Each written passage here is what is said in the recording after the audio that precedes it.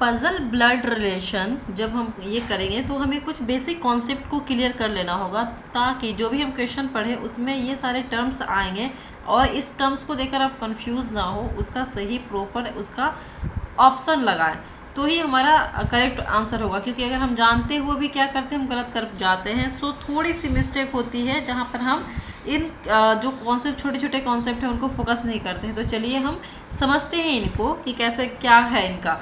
तो देखिए यहाँ पर लिखा हुआ ए बी का भाई है, यानी A is the brother of B, और सेकेंड में दिया हुआ है ए का भाई बी है। ठीक है, तो दोनों को आप एक बार समझिए कि क्या कह रहा है। ए बी का भाई है, यहाँ क्या कह रहा है, फर्स्ट में ए जो है बी का भाई है। ए कौन है, बी का भाई है, यानी ए का जेंडर यहाँ रिवील हो रहा है, यानी ए क्या है, मेल है। बट बी के बारे में हम कोई नहीं ये कह सकते कि ये लड़का है या लड़की है। ठीक है, मेल है या फीमेल है।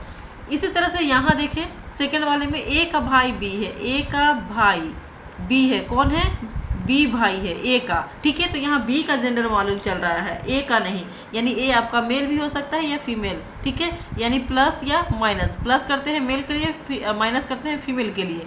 यहाँ भी एक आपको पता है, बट बी के लिए क्या है, या तो मेल हो सकता है या तो फीमेल हो सकता है। ठीक है, यानी भाई का भी भाई होता है या फिर बहन का भी भाई हो सकता है। तो आप एक और इसमें क्या करना है, जेंडर का जो है आपको काफ़ी इसमें फोकस करना है कि जेंडर आपको डिस्क्राइब किया रहेगा, तभी वहाँ पर जेंडर को डिफाइन करना। ठीक है, जैसे कि ए बी का भाई है, जैसे यहाँ पर अगर नाम लिख दिए राम, श्याम का भाई है। ठीक है, नेम आ गया, या फिर कहे राम गीता का भाई है। ठीक है, नेम कुछ भी आए तो नेम के अकॉर्डिंग भी आप जेंडर डिफाइन नहीं कर सकते। जैसे यहाँ गीता लिखा हुआ है, ठीक है, तो गीता कहोगे लड़की का नाम है तो मैं फीमेल इसे मान लूँगा। ठीक है, या मान लूँगी। ठीक है, बट ये क्या है, कोई ज़रूरी नहीं है, जब तक क्वेश्चन में डिफाइन नहीं रहेगा नेम का कि वो मेल है या फीमेल है, तब तक आप खुद से नहीं कर सकते। जैसे श्याम यहाँ क्या है, लग रहा है कि बॉय है यानी मेल है, बट हम अपने अकॉर्डिंग नहीं डिफाइन कर सकते हैं कि वो मेल है या फीमेल है। जिसका डिफाइन हुआ होगा जेंडर, बस उसी पर हम फोकस करेंगे, अपने से नेम के अकॉर्डिंग हम वहाँ डिफाइन जेंडर नहीं करेंगे। चलिए नेक्स्ट देखते हैं कि नेक्स्ट में क्या है। नेक्स्ट है A who is brother of B father of C. And देखिए ए बी का भाई है, देखिए A is the brother of B who is the father of C. दोनों जो सेंटेंस है उसको आप चिल होकर के समझिए और देखिए कि क्या है। एक बार आप खुद से ट्राई करने का सोचिए, फिर उसके बाद मैं तो हूँ ही, मैं तो बता ही रही हूँ। चलो तो करते हैं, आप एक बार पॉज करके ज़रूर इस पर फोकस करना। चलो देखते हैं, ए जो बी का भाई है सी का पिता है। देखिए ए जो बी का भाई है, क्या कह रहा है यहाँ, ए जो बी का भाई है, भाई है सी का पिता है, मतलब कि ए बी का भाई, यहाँ तो क्लियर है, ए क्या है, बी का भाई है। बट सी किसका पिता है, ए का पिता है या बी का पता है, कैसे पता करेंगे, तो जो ये थर्ड है, थर्ड पर्सन, देखिए यहाँ वन पर्सन, सेकंड पर्सन और third person, first second third, तो जो थर्ड पर्सन होगा वो जो से जस्ट पहले जो आएगा पर्सन उसी से रिलेट करेगा। मतलब कि जो के पहले कौन है, ए है, तो ए से ही रिलेट करेगा। मतलब कि सी का पिता है, यानी ए कौन हो जाएगा, सी का पिता हो जाएगा। बट देखिए यहाँ पर ना बी का जेंडर मालूम है हमें, ना सी का जेंडर मालूम है, खुद से डिफाइन नहीं कर सकते हैं, ये मेल भी हो सकता है फीमेल भी हो सकता है। तो अब आते हैं सेकंड वाले को, यहाँ देखते हैं ए बी का भाई है जो सी का पिता है। दोनों देखने में सेम है बट डिफरेंट है, दोनों क्वेश्चन ही डिफरेंट है। देखिए ए बी का भाई है, यहाँ पर क्या कह रहा है, ए बी का भाई है। ठीक है, ये कौन है, बी का भाई है। जो सी का पिता है, जो सी का पिता है, कौन पिता है, तो जो से पहले यहाँ कौन आ रहा है, बी सेकंड पर्सन आ रहा है। ठीक है, ए फर्स्ट हो गया, बी सेकंड और सी थर्ड।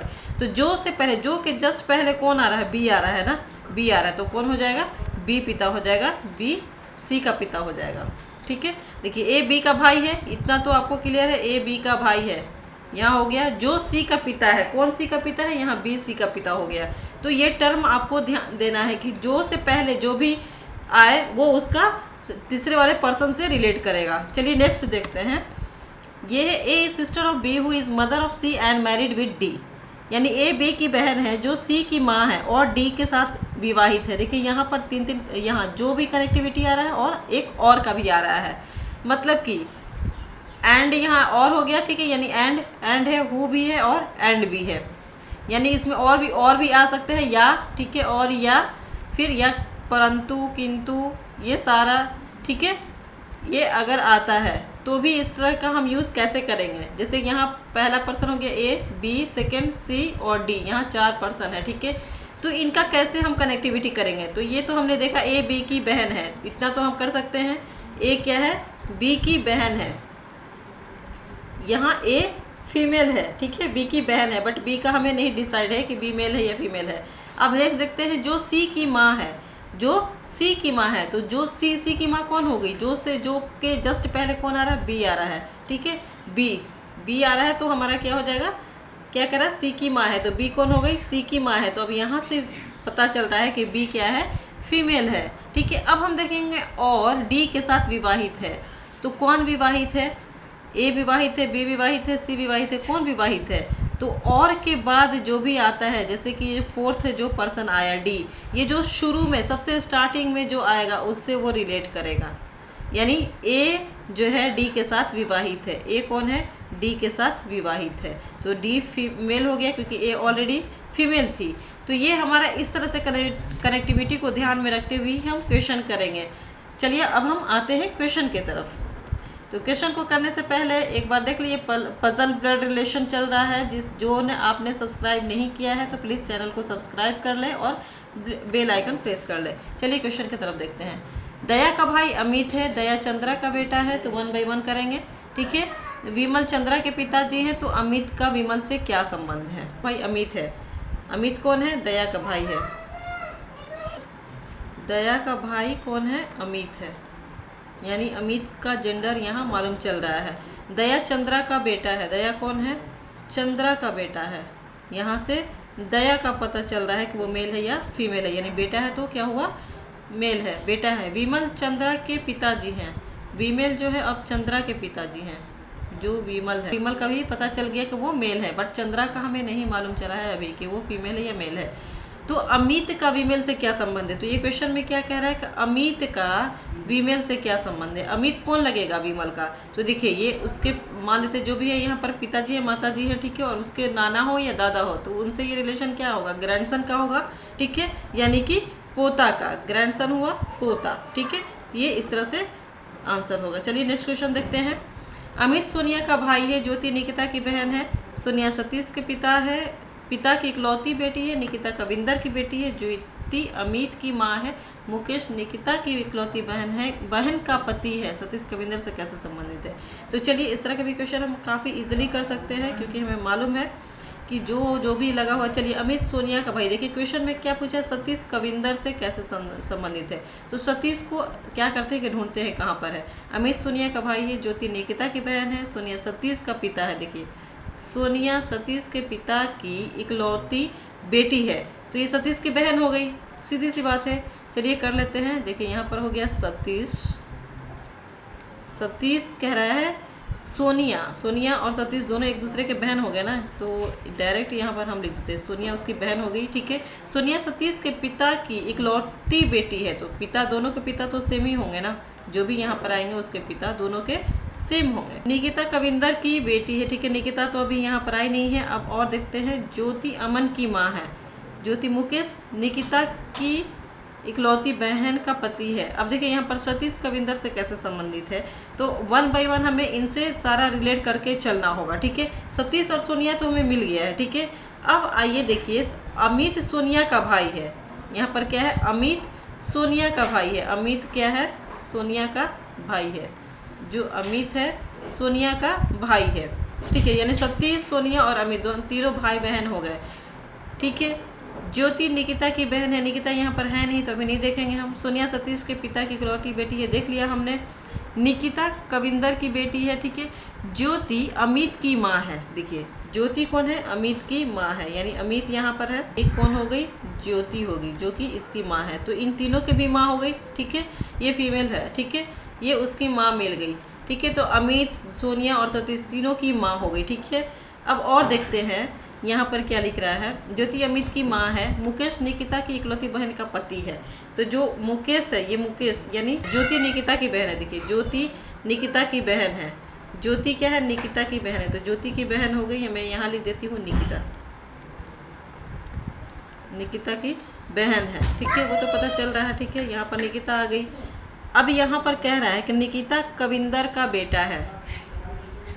निकिता जो है कविंदर का बेटा है, यानी कि ये कविंदर हो गए, कविंदर हो गए, मतलब कि इसके भी, ज्योति के भी पिता हो गए और निकिता के भी पिता हो गए। क्या करें, निकिता कविंदर की बेटी है तो ये भी उसकी बेटी हो गई। अब हम बात कर लेते हैं, देखिए इतना सारा हमारा रिलेशन मिल गया है, ठीक है। आइए यहाँ क्वेश्चन पर क्या कह रहा है, सतीश कविंदर से कैसे संबंधित है। देखिए सतीश यहाँ है, सतीश की मम्मी ज्योति हो गई, ज्योति के पिता हो गए कविंदर, तो सतीश क्या हो गया, नाती हो गया, ठीक है, यानी कि ग्रैंडसन हो गया। तो ग्रैंडसन इसका आंसर हो जाएगा, ठीक है। क्या हो जाएगा, ग्रैंडसन, सॉरी ग्रैंडसन, दामाद नहीं, ग्रैंडसन इसका आंसर हो जाएगा। तो ये इस तरह से आप इसको इजीली सॉल्व कर सकते हैं। चलिए नेक्स्ट क्वेश्चन की तरफ मूव करते हैं। 8 व्यक्तियों के परिवार में 2 जोड़े हैं। देखिए 8 व्यक्ति हैं जिसमें कि 2 जोड़े हैं। 2 जोड़े कहने का मतलब कि उनके एक हस्बैंड और एक वाइफ, ठीक है, एक हस्बैंड और एक वाइफ, ये तो होगा, ठीक है। मैं हस्बैंड के लिए प्लस, यानी मेल है प्लस, फीमेल है माइनस, प्लस माइनस, ये साइन मैंने दे दिया। जिनमें से प्रत्येक के 2-2 बच्चे हैं, इनके 2-2 बच्चे हैं, ठीक है। वो बच्चे मेल है फीमेल है भी नहीं बताया गया, ठीक है। जैसे क्वेश्चन करता जाएगा वैसे हम करते जाएंगे। चलिए और देखते हैं। सी और डी चचेरे भाई हैं। तो देखिए सी और डी, तो एक सी यहाँ होगा और एक डी यहाँ होगा, क्योंकि दोनों अलग अलग पिता के बेटे हैं। ई के पिता का विवाह जी से हुआ है, तो मान लेते हैं ये ई हुआ है, तो इसका पिता जो होंगे, ई के पिता का विवाह जी से हुआ है, तो यानी उसकी मम्मी हो गई जी। जो एफ की आंट है, यानी एफ यहाँ पर आ जाएगा, उसकी चाची होगी। एफ की माता एच बी से विवाहित है। अब देखिए एफ की माता कौन है, एच किससे विवाहित है, बी से विवाहित है। जो ए का भाई है, यानी ए का भाई है, यानी ए का ये भाई हो गया, क्योंकि परिवार में 2 भाई थे। सी एच का नेफ्यू है, बिल्कुल सही है। सी क्या है, एच का नेफ्यू है, देखिए। और ए डी से कैसे संबंधित है, तो पूछ रहा है ए डी से कैसे संबंधित है। ए कौन लगेगा, डी का, वही चाचा लगेगा, यानी अंकल। चलिए नेक्स्ट क्वेश्चन देखते हैं। एक परिवार में एक पिता है, ठीक है, एक पिता है, तो देखिए उसके लिए क्या होगा, ये वाला रिलेशन बनेगा, ठीक है। ये पिताजी हो गए, तो पिता हो गए, और ये यहाँ बच्चा होगा। एक माता है, एक माता भी है, ठीक है, यानी फीमेल। 3 शादीशुदा बेटे हैं, 3 शादीशुदा बेटे हैं, तो एक ये बेटा हो गया, उसकी वाइफ हो गई, ठीक है। फिर एक और बेटा हो गया, उसकी वाइफ हो गई, फिर एक और बेटा और उसकी वाइफ, ठीक है। ये 3 शादीशुदा बेटे हो गए। और एक अविवाहित बेटी है, और एक कौन है, एक अविवाहित बेटी है, एक अविवाहित बेटी है। ये सारे भाई बहन हुए यहाँ पर, ठीक है।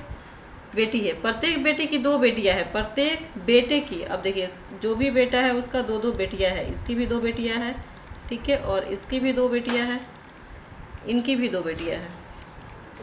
आप इस क्वेश्चन को बगैर ड्रॉ किए भी कर सकते हैं। तो परिवार में कितने पुरुष सदस्य, तो पुरुष सदस्य की बात करें तो देखिए जो प्लस जहाँ पर है वो हो गया मेल, यानी 1 2 3 4 हो जाएगा इसका, यानी option D is the correct.